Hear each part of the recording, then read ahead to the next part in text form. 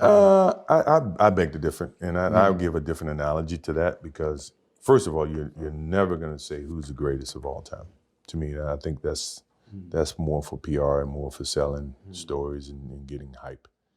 We're in 2020, and we have seen LeBron ball out for the last 17 years. I remember since LeBron brought the Cavs to the finals in 2007, people were already comparing LeBron to MJ. It is what it is. It's going to happen again and again and again, over and over again. A good player will become great and will be compared to MJ. You can't get away from it. But the truth is, nobody will ever become what Michael Jordan was, and there's absolutely nothing you can do about it. If it's your first time on this channel, you missed out, bro. I'm telling you, we post nothing but great content with a satisfaction guarantee. So go ahead and click that subscribe button so I can have you as a guest in all the other bangers we're going to post over here. Before we begin, I want to congratulate LeBron James for winning and bringing yet another team to an NBA championship. This man is undoubtedly special, and his purpose on this earth was to hoop and inspire millions of fans around the globe. I have zero doubt in my mind about that. I just want to make this clear because for a ton of people, criticisms and opinions are a form of hate, and I can't stand that. I love myself, but I know I have a lot of stuff to work on, and I remind myself of that every single day. Does that make me a hater? In boxing, there is a term or quote often used that says, if you are to be a champion, you have to beat the champion clearly, which means if we have to discuss who won the fight and who should be the champion, the current champion shall remain. Now, with that being said, I think we misinterpreted the word GOAT for a while. What does it actually mean? In boxing, actually, who do we recognize as the GOAT? Muhammad Ali, right? Pound for pound, you can probably name fighters with better skills, faster hands, stronger, smarter IQ, heavier punch, more knockouts on their resume, or simply better record. But then, why is Muhammad Ali recognized as the greatest boxer of all time? One word: impact. This is one way you can judge the two.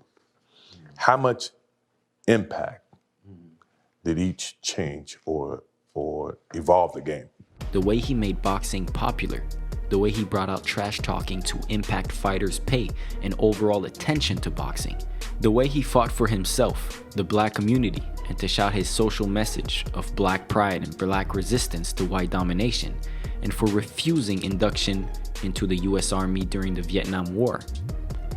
Many people watching this might tell me, no, Floyd Mayweather is the greatest. But that's because you had the chance to witness him.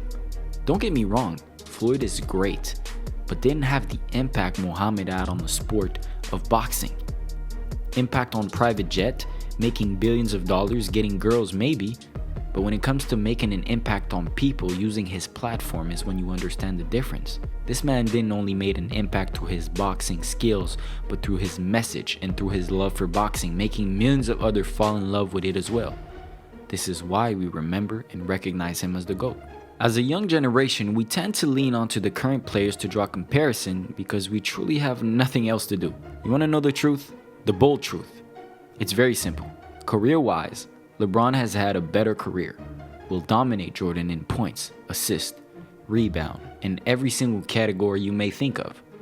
Will probably even leave the game with more MVPs and more championship, even there. Not sure about that, but as a whole, if we look at statistic in an unbiased way, LeBron has surpassed Jordan a long time ago. But don't get fooled. There's a different mindset between these two that makes them completely different. An obsession in Michael Jordan's eyes that you can't see in LeBron's eyes. James is blessed with talent from another universe and the understanding of what it takes to win, and that is exactly what makes him who he is. But Jordan didn't have the same amount of talent, the same amount of athleticism, the same height, the same weight. He was not the beast LeBron is, but still managed to always find a way to succeed through any obstacle he had in front of him. No excuses, no complaining. You have what you have and you're going to be the best with it. Both players at their peak, Jordan was better, and that is where you can actually draw comparison for the simple fact that LeBron will probably 20 plus season while MJ played 15 with 2 retirement during his prime. I don't want to bring up numbers left and right and completely make the video uninterested doing the same as others, but I know Michael had a better peak, and LeBron's fan probably even know that too. I'm not here to talk about this. Just like Muhammad Ali, I want to talk about more than just basketball. More than just hooping and scoring and making your team win, but how did you inspire, created dreams, and was ready to practice what you were preaching?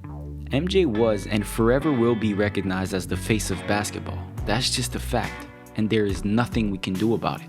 Go outside and ask people who have never watched a single game of basketball if they know Michael Jordan. They probably will know exactly who you're talking about.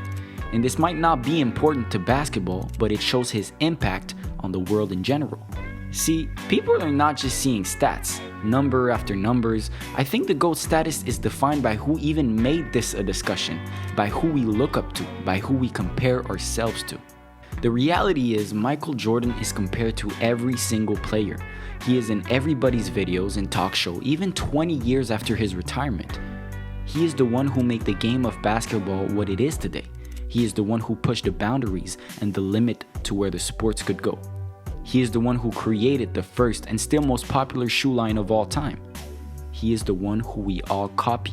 He is the one who wore the number 23. He is the one. Period. The GOAT is not about skills or talent anymore. It's about the overall impact of a player on a generation of athletes and human beings. The guy we remember, the guy we fell in love with first. No homo. But no matter how many championship, MVPs, and statistical category LeBron will have over Jordan, you will still wake up every single morning and see millions of people argue over who's better. But why? Because it doesn't even matter. LeBron has had the best basketball career out of anybody who's played in the National Basketball Association since the game of basketball was recorded and kept track of. He has the body of a machine. He is practically unbeatable and will always and forever be remembered as a legend. But he is not Michael Jordan and never will be. The status at the top of the mountain has already been secured, and you'll need more than just some championship to unlock it. You can't simply do what you're supposed to do and be considered the GOAT. You have to outdo your potential. You have to blow the expectation of yourself through the roof and become what nobody thought you could become. Funny, because if I told you someone in 1983, before MJ's draft, what type of impact he would have on the basketball game and the world in general, how a 20-year-old kid like me is writing a text about his greatness 20 years after his retirement, and how millions of people still get motivated simply thinking about his career, they will look at you crazy. You may think it's hard for players to even have this type of impact. Well, it's not just hard, it's practically impossible. And one man only did it, and his name is Michael Jordan. I won 6 championships. Bill Russell won 11. Does that make Bill Russell better than me and make me better than him? No, because we play at different eras. So when you try to equate who's the greatest of all time, it's an unfair parallel. It's an unfair choice. Now, this is my opinion, and I want to hear yours. Do you agree with me? I truly hope this video was interesting for you, and you enjoyed a couple minutes spent over here. I hope you stay motivated and focused on your goal. And with that being said, have a wonderful rest of your day. Peace out.